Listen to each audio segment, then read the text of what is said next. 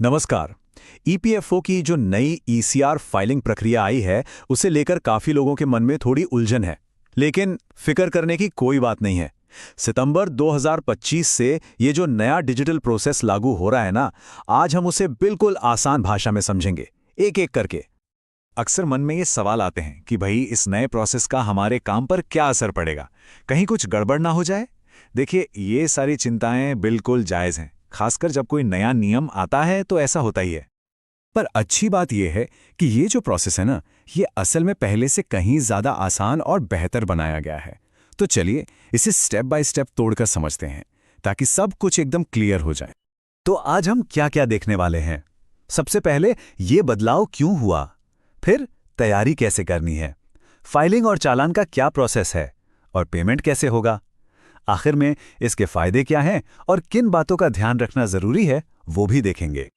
तो चलिए शुरू करते हैं सबसे पहले और सबसे बड़े सवाल से कि आखिर इस बदलाव की जरूरत ही क्यों पड़ी और ये नया ईसीआर सिस्टम आखिर है क्या भला।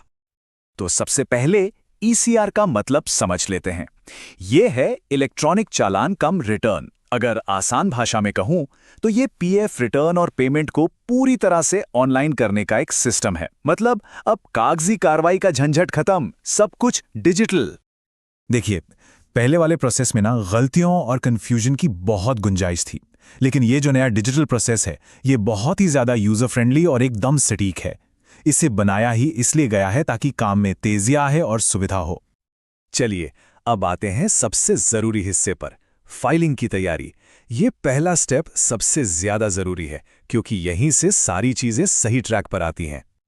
तो करना क्या है? सबसे पहले ईपीएफओ का जो नया एम्प्लॉयर पोर्टल है, उस पर लॉगिन करना है। फिर एक खास फॉर्मेट में ईसीआर टेक्स्ट फाइल तैयार करनी है। और यहाँ पर जो सबसे बढ़िया बात है ना, वो ये कि फाइनल सबमिशन से पहले ही अपनी फाइल को अपलोड करके गलतियों को चेक भी कर सकते हैं और सुधार भी सकते हैं। ये जो इनबिल्ट टूल है, ये बाद की बड़ी बड़ी परेशानियों से बचा लेता है। अच्छा, तो एक बार जब फाइल बिना किसी गलती के रेडी हो जाए, तो फिर हम बढ़ते हैं अगले स्टेप की तरफ, जो है फाइलिंग और चालान जनरेशन। तो जैसे ही आपकी फाइल सही सलामत पास हो जाती है, सिस्टम आपको एक टीआरएन देता है। टीआरएन मतलब टेम्परेरी रिटर्न रेफरेंस नंबर। बस इसी नंबर का इस्तेमाल करके पोर्टल पर आप अपना फाइनल पेमेंट चालान बड़े आसानी से बना सकते हैं।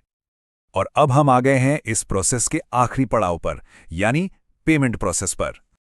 जैसा कि मैंने बताया, ये सिस्टम पूरी तरह से डिजिटल है, तो जाहिर है पेमेंट का मेन तरीका भी ऑनलाइन ही है। ऑफलाइन पेमेंट की इजाजत वो सिर्फ बहुत ही खास प्री अप्रूव्ड केस में ही मिलेगी। तो इतना सब कुछ करने का आखिर फायदा क्या है?